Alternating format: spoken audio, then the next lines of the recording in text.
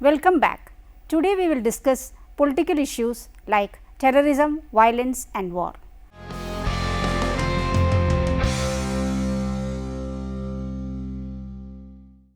The world has reached the crossroads of history and innumerable issues have cropped up, posing a grave challenge to mankind. These issues are global in their dimensions and nature. The negative effects of globalization have created an unbridgeable gap between the rich and the poor, the mighty and the weak, the developing countries and the developed countries and so on. Powerful nations try to amass all the world's resources for their own benefit only and are imposing their will on others through military forces. Moreover, militancy, insurgency and terrorism have become the order of the day in several parts of the world. All nations face the tragic incidents leading to heavy loss of life and property by terrorist activities and also by counter-terrorist actions. While terrorists try to justify their action in the name of right to self-determination or achievement of political goals or response to socio-economic injustice, the state justifies it in the name of law and order or safeguarding their national integrity.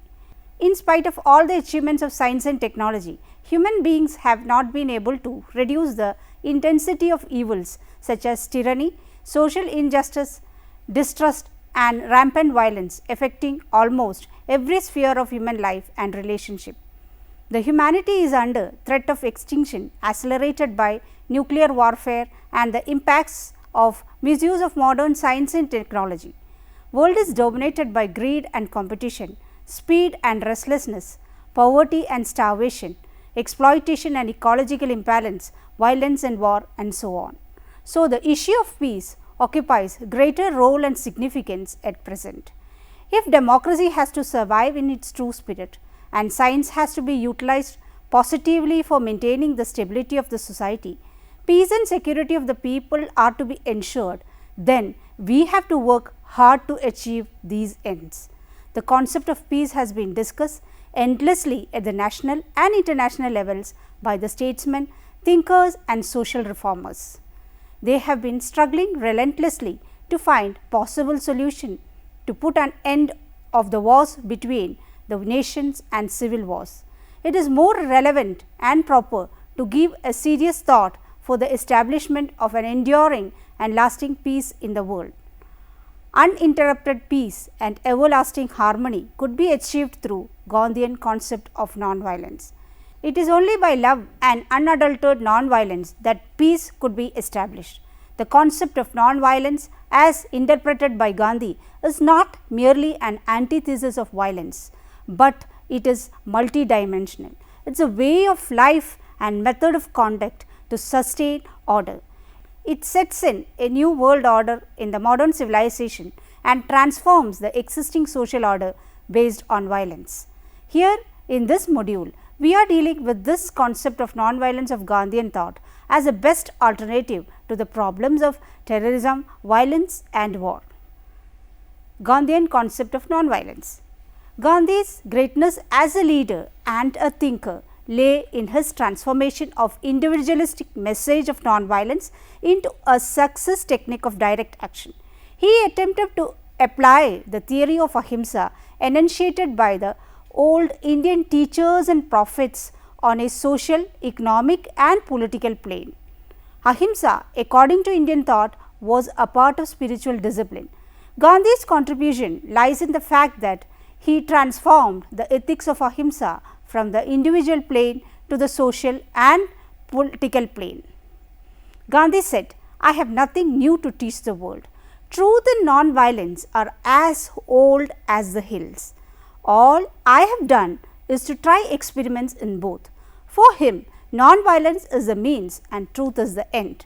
Gandhi does not use the term ahimsa in the conventional sense of abstaining from killing or hurting a living being.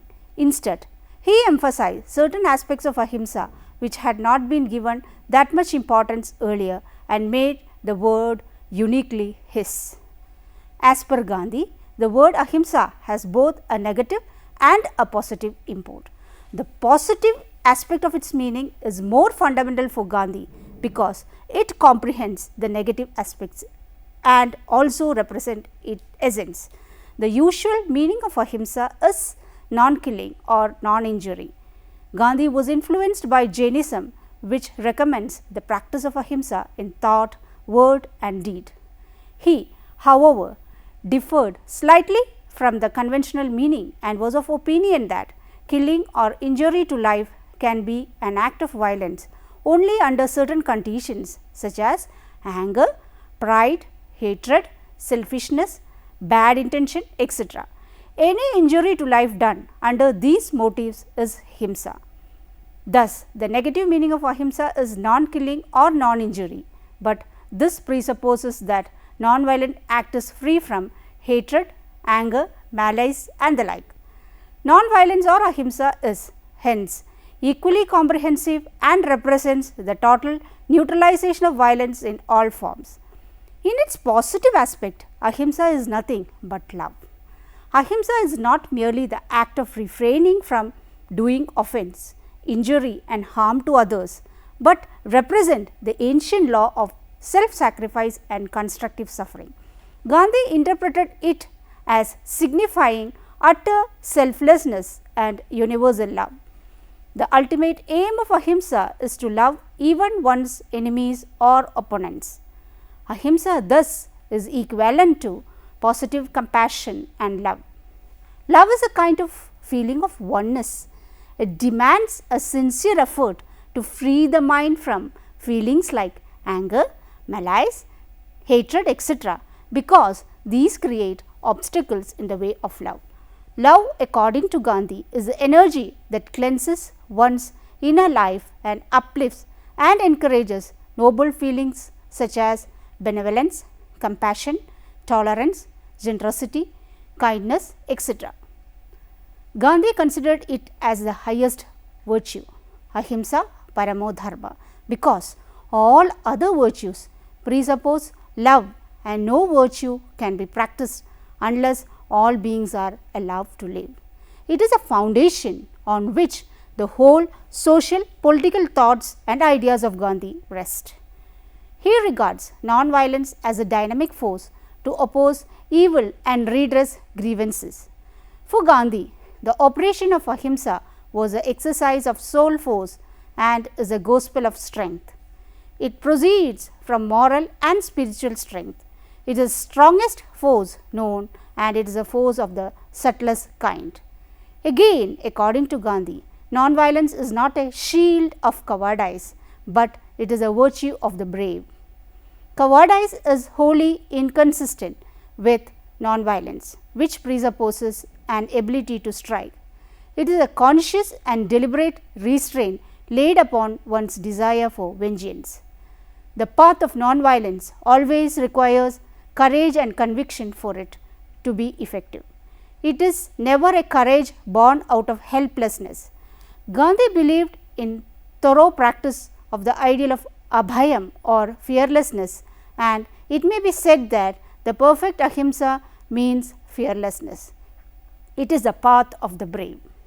He always stressed that for practicing ahimsa, it is essential to shed all fear. The votary of ahimsa has only one fear, the fear of God. Fearlessness is acquired by perfection of personal character and by deep faith in the existence of God. The practice of ahimsa thus requires faith in the reality and compassion of God and deep in self-introspection to free oneself from all vices like envy, hatred, malice, lust, etc. The practice of ahimsa requires an inner strength which can only be generated by a living faith in God. Faith in God, therefore, is the most fundamental condition for the practice of ahimsa. Gandhi wanted India to follow the doctrine of non-violence, not because she was under political subjection, but because India had an imperishable soul which could rise above all weakness. For India, ahimsa as a social and political technique meant a pooling together of the energies of the people for the purpose of national liberation. Non-violence applied to international politics signified a spiritual substitute for struggle and war and the subsequent eradication of bloodshed caused by it. In face of the advancement of nuclear energy, Gandhi resorted to techniques of promoting brotherly love because he was deeply concerned about the survival of men. He thus remained thoroughly devoted to the principle that increasing adherence to ahimsa alone would emancipate mankind from all kinds of conflicts and evils.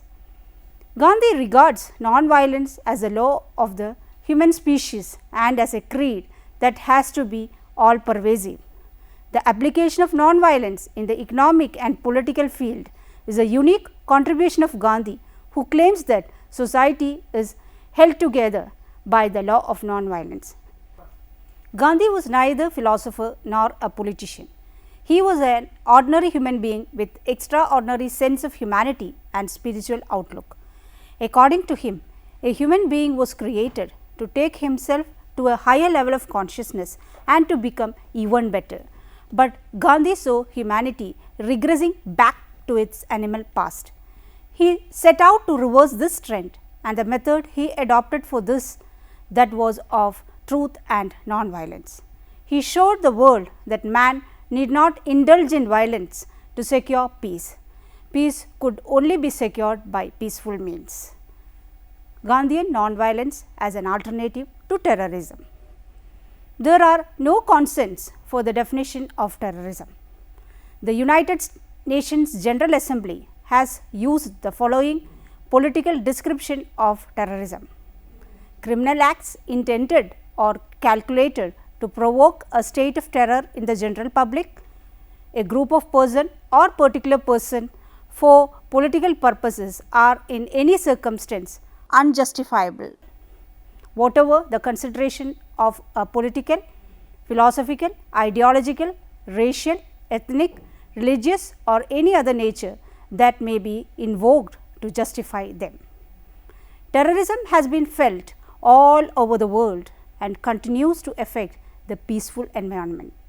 Besides the physical damages and loss of life, terrorism evokes a kind of extreme fear, insecurity and anxiety. It causes massive impairment to individuals in particular and to the society in general by its impacts.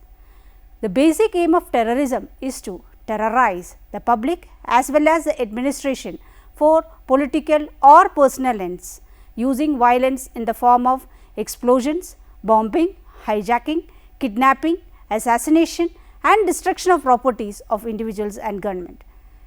According to the Encyclopedia of Social Sciences, terrorism is the method whereby any organized groups or party seeks to achieve its vowed aims chiefly through the system of violence.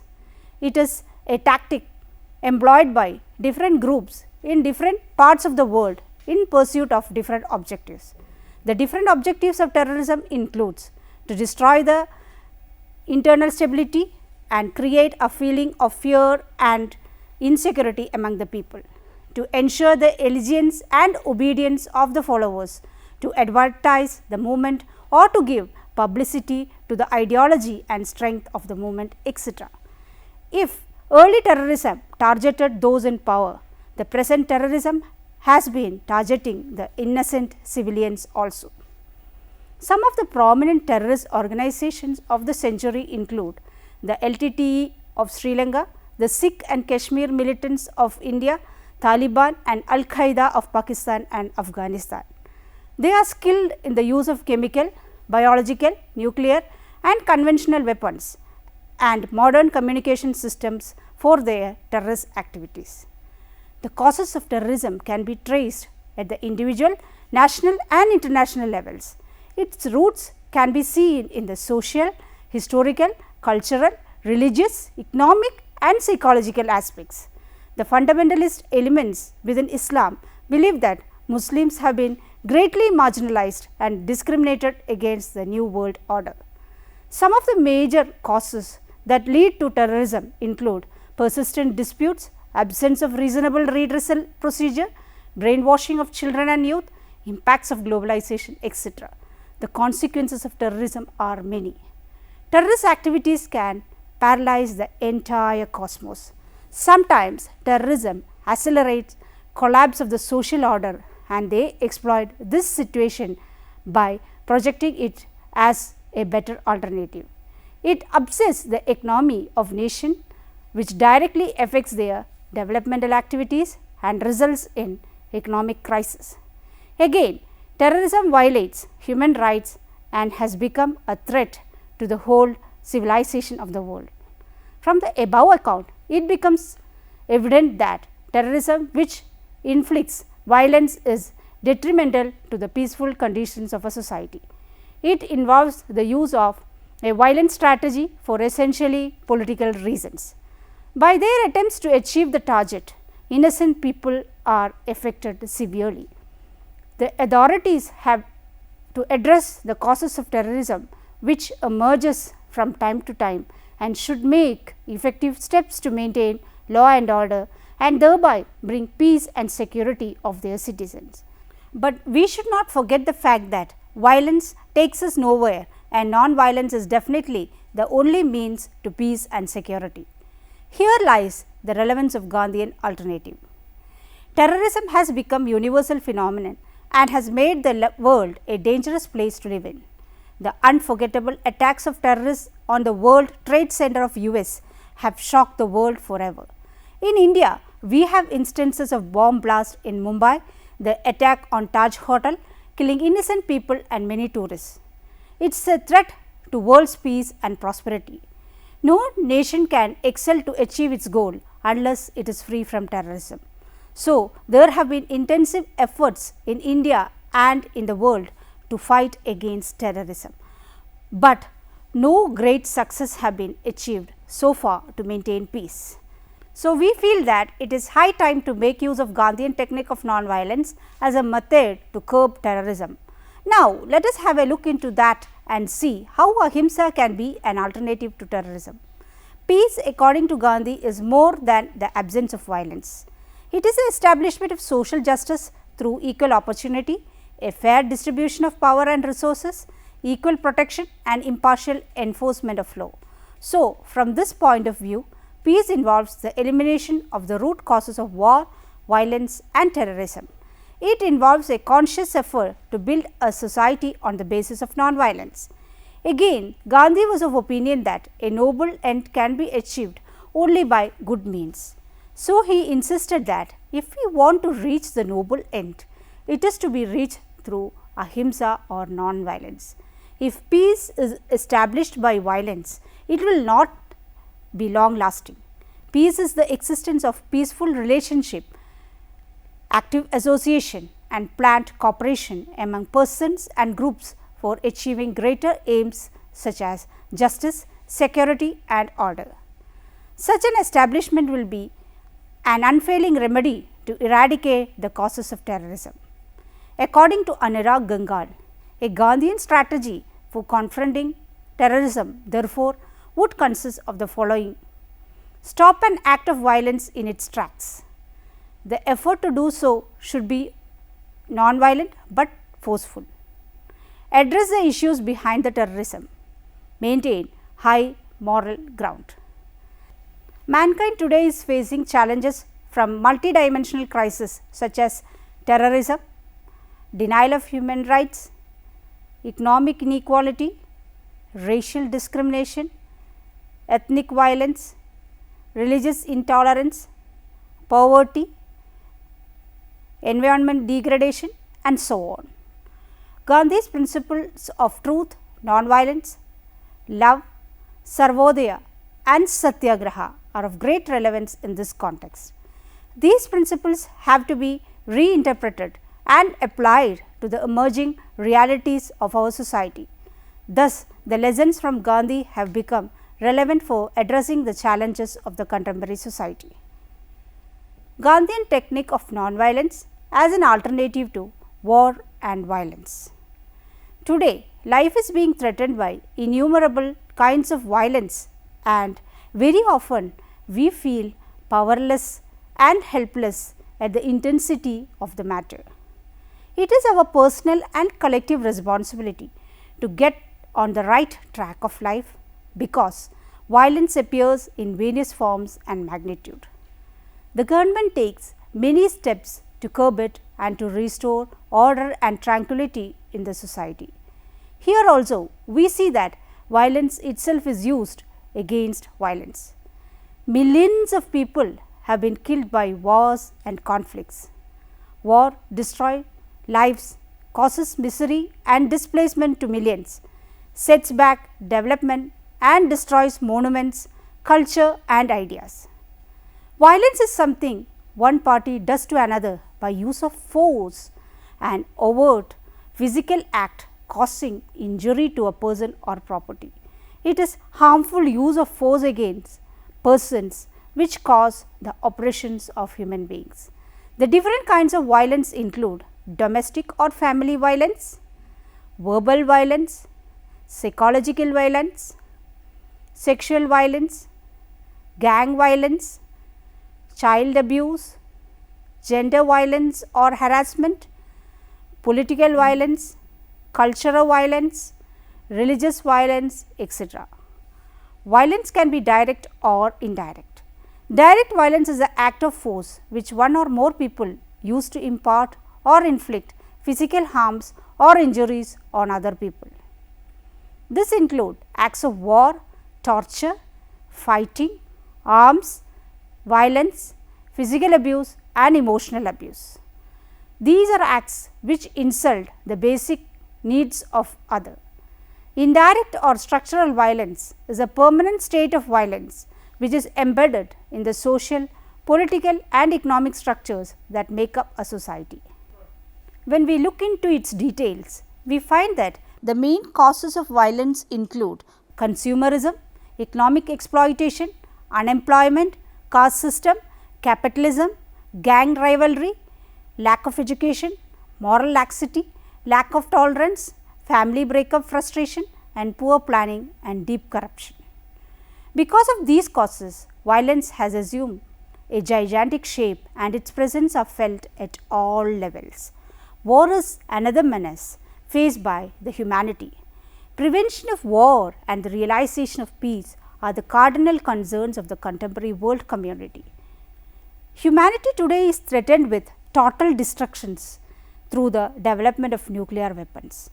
If we do not abolish war, it will extinguish us.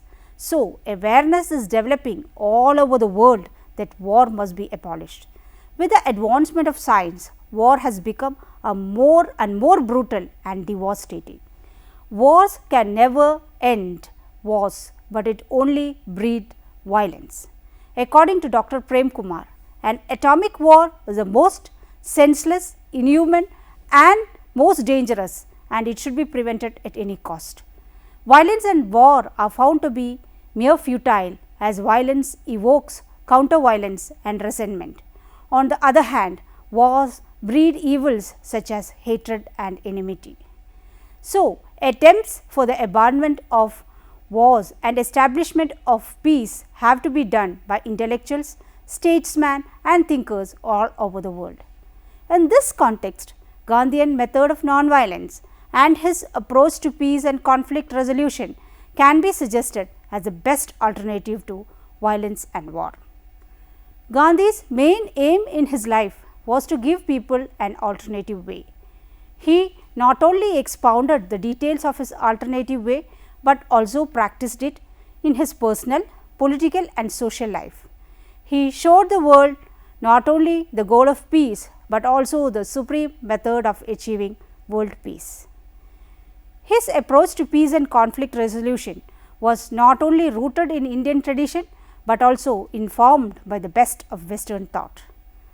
Gandhian approach to peace through non-violence places him as a far-sighted, sensitive and perceptive man of peace. Having forged the new weapon of non-violent non-cooperation, he chalked out a new path not only for India, but for the world as a whole. Gandhian message of peace took all its sharpness and sensitiveness against the background of violence. He said, "What you gain by violence will be lost by greater violence." Hence, for him, non-violence or ahimsa becomes the only path to truth and the only solution to the problems of life, individual, social and national. Gandhi's conception of independent India was an India solidly rooted on the principle of peace, where truth and ahimsa reign supreme. His worldwide acceptance and recognition are rooted on his peaceful, non-violent revolution that he exercised in this country. The non-violent revolution that Gandhi galvanized set the light of peace forever that could guide the country in the right direction. He wanted India to be a symbol of peace and non-violence for the world, because the great heritage of our country always symbolized these great ideas.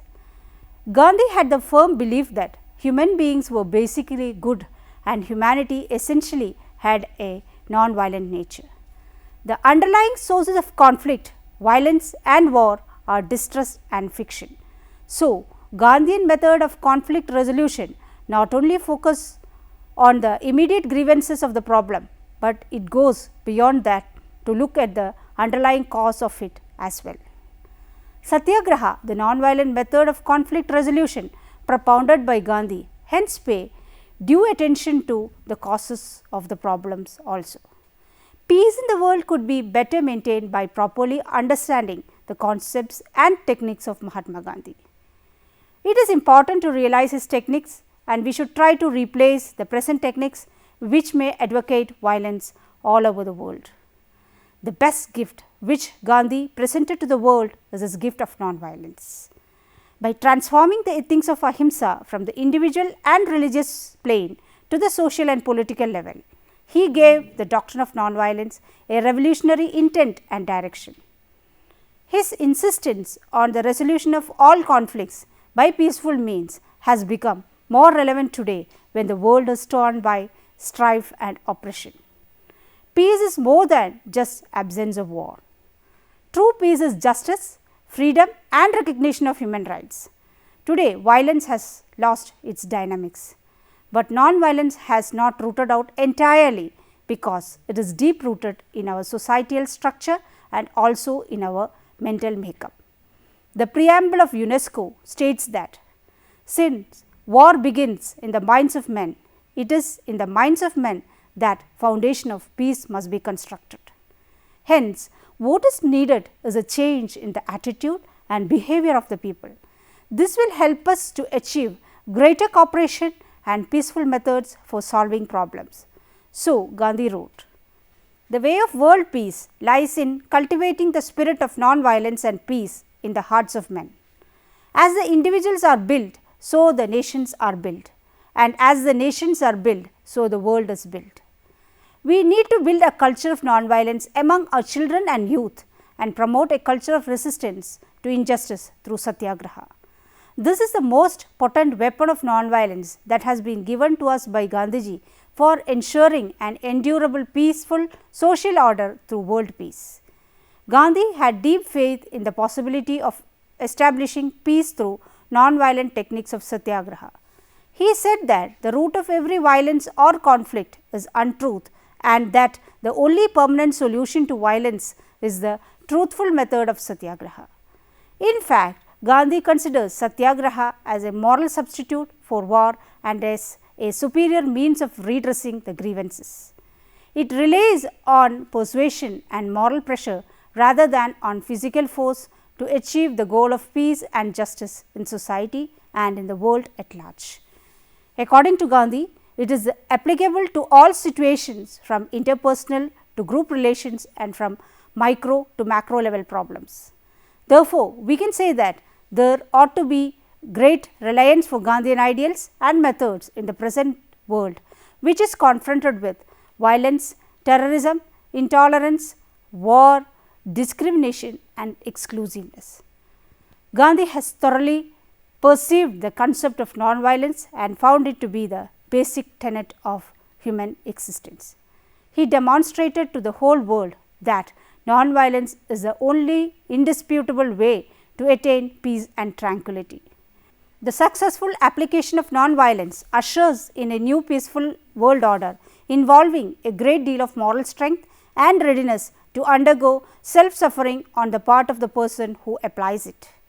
Its observance is of absolute necessity in the modern world, which is tension-ridden, weary and disturbed. So, Gandhi stated that unless now the world adopts non-violence, it will spell certain suicide for mankind. So, there is no option for man except to rely on non-violence and practice it to realize truth and experience peace in this world. Gandhi's views and vision of peace have been criticized as utopian, idealistic, inconsistent, contradictory and not practical. Critics question the ethical and practical basis of Gandhi's non-violent philosophy and his views on end and means. According to them, even a violent act can acquire moral character under certain circumstances. According to some others, Gandhi did not comprehend all the complexities of society or give an effective practical plan for establishing peace through non-violence. But we should not forget the fact that Gandhi was a practical idealist. His contribution should therefore be judged on the basis of what he did rather than what he wrote on peace. No one can deny the fact that he is one of the few great thinkers who gave a powerful moral thrust in social relations. In Satyagraha, Gandhi gave a morally superior alternative to violence and conflicts as a means of achieving the goal of peace. So, modern peace researchers find Gandhi as an original contributor to the peace research because non-violent means is the only alternative to eradicate the violent and antisocial tendencies from the human mind and to elevate human society to a superior plane wherein the entire humanity can live in peace and harmony. Gandhi's message and gospel of non-violence is more significant and relevant today as the present world is dominated by war, conflict, violence and terrorism. The resolution of UN General Assembly to declare October 2nd, the birthday of Mahatma Gandhi, as the International Day of Non-Violence is a reflection of the international community's collective yearning for peace as well as recognition of the relevance of Gandhian ideals and methods of non-violence in the contemporary context. In this unit, we have tried to analyze the political issues of terrorism, violence and war. We have also pointed out some alternatives to these issues through Gandhian techniques. Gandhian method of non-violence is suggested here as a best alternative to these problems. It can be considered as one of the best alternatives to terrorism and violence. The possibility of eradicating the violent and antisocial tendencies from the human mind is perceived from a higher plane because it is largely relies on persuasion and moral pressure rather than on physical force. The ideal of Gandhi is to achieve the goal of peace, tranquility and justice in society. Before you attend the next unit, please try to answer the following questions. Highlight the importance of Gandhian concept of non-violence. Explain the causes and impacts of terrorism. What were the alternatives suggested by Gandhi to eradicate terrorism? Critically examine Gandhian method of non-violence as an alternative to bring about peace and justice in society. Why did Gandhi consider ahimsa as a supreme duty?